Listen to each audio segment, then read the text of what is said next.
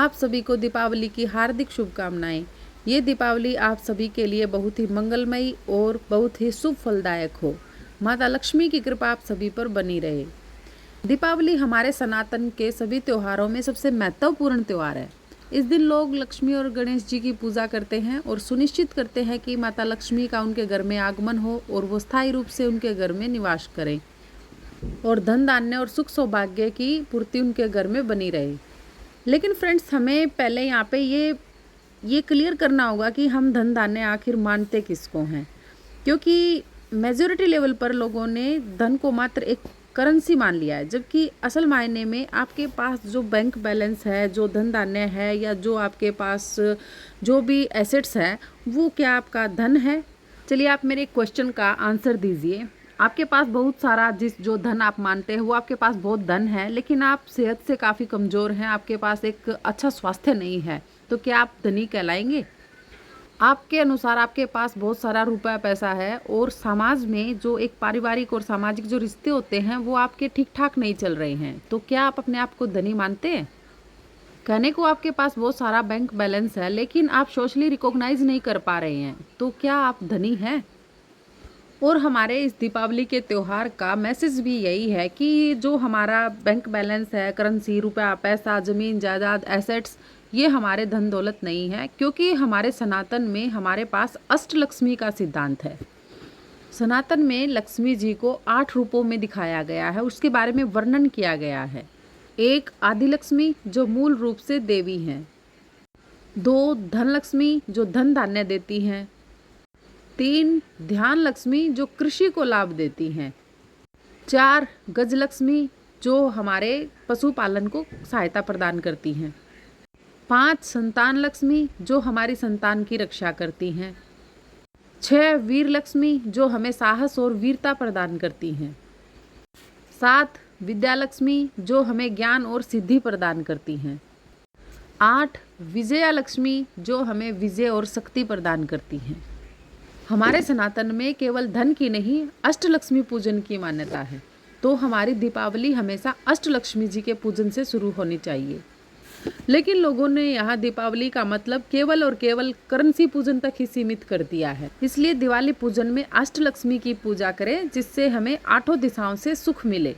दोस्तों, दीपावली से पहले लोग घरों में साफ सफाई करते हैं, रंग रोगन, रिनोवेशन, पता नहीं क्या क्या करवाते हैं, घर में सामान को रीअरेंज करते हैं, लेकिन फिर भी कई लोगों का पूजन व्यर्थ हो जाता है, क्योंकि हमारे सनातन में जो भी रिचुअल्स हैं वो सभी एक ऊर्जा हैं और इन ऊर्जाओं का बैलेंस होना बहुत ज़्यादा ज़रूरी है। घर में साफ सफाई करने से या महंगी महंगी चीज़ें खरीदने से आप इन ऊर्जाओं को कई बार ग्रहण नहीं कर पाते हैं। हमारे इस 5 दिवसीय चलने वाले त्यौहार में कई बार लक्ष्मीमयी ऊर्जा हमारे घर तक आती है और कई बार हमारी गलत आदतों की वजह से हम उसे घर पे आने से रोक देते हैं।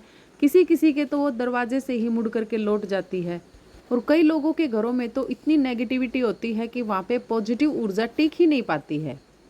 भगवान की कृपा वहीं पर आती है जहाँ पर सभी ऊर्जाओं का बैलेंस होता है, क्योंकि भगवान तो कोई रिश्वत लेते नहीं हैं, वो तो सिर्फ अपनी कृपा देते समय वो देखते हैं कि क्या आप उसके योग्य हैं, क्या आपके पास वो पात्र है जो उस ऊर्जा को ग्रहण कर सके, उनकी कृपा को ग्रहण कर सके। क्योंकि एक पात्र होता है और एक कुपात्र होता है। अगर आप कुपात्र हैं तो माँ लक्ष्मी की पूजा अर्चना करके उनका आशीर्वाद नहीं ले सकते। फिर चाहे आपने घर को कितना ही सजाया क्यों ना हो, महंगी महंगी चीज़ें क्यों ना खरीदी हो, लोगों को आपने कुछ भी गिफ्ट्स क्यों ना बांटे हों, लेकिन आपको वो कृपा, वो माँ लक्ष्मी का आशीर्वाद मिल ही नहीं सकता। इसलिए कृपा पाने के लिए पहले हमें पात्र बनना पड़ेगा। दूसरे, हमारी नीयत साफ होनी चाहिए। जब हमारी नीयत साफ होती है तो नियति हमें सब कुछ अपने आप ही देने लगती है। तीसरे, हमें हमारे चारों तरफ सफाई के साथ साथ हमारे अंदर की सफाई, हमारे विचारों की नेगेटिविटी की भी सफाई करनी होगी। हमारे अंदर की जो नेगेटिविटी, नकारात्मकता है, जब हम उसको ख़त्म करके पॉजिटिविटी का प्रकाश वहाँ पे लाते हैं तो हमारी जो कॉस्मिक एनर्जी है वो हमसे अपने आप ही कनेक्ट होने लगती है।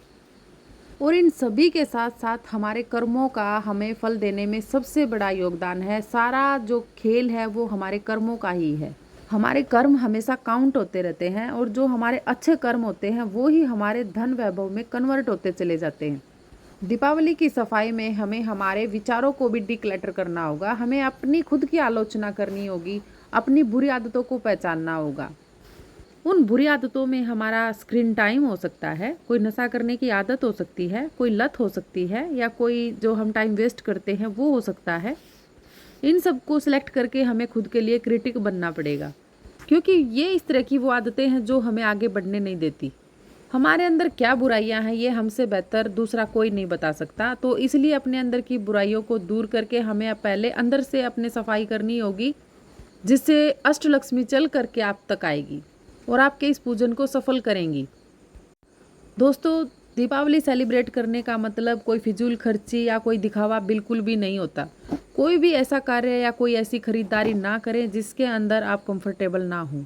जो कार्य या जो खरीदारी करने के बाद आपके घर का बजट डोल जाए वो कोई खरीदारी नहीं होती, वो कोई त्यौहार नहीं होता।